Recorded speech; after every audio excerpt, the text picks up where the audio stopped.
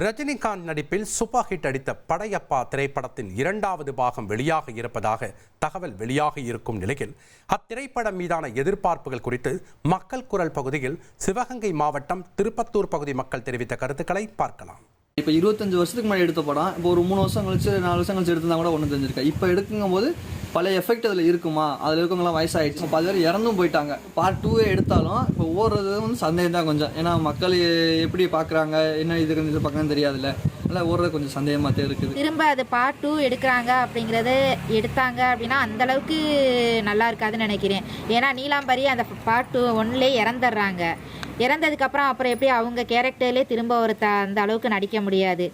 அது எப்படி இறக்குறதுக்கு முன்னாடி ஏதாவது ஒரு கதையை கொண்டாந்து அவங்க இறக்காத மாதிரி காமிச்சிருந்தா கூட பார்ட் 2ல் அவங்க வர்ற மாதிரி சீனை கொண்டாடலாம்.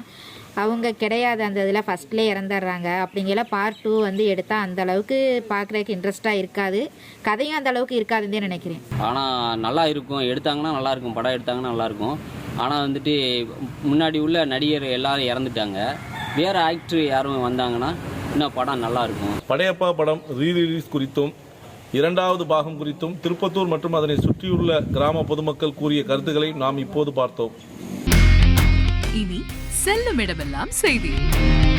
தந்தி டிவியின் வாட்ஸ்அப் சேனலை ஃபாலோ பண்ணினா செல்ல இருக்கும் இடமெல்லாம் செய்தி.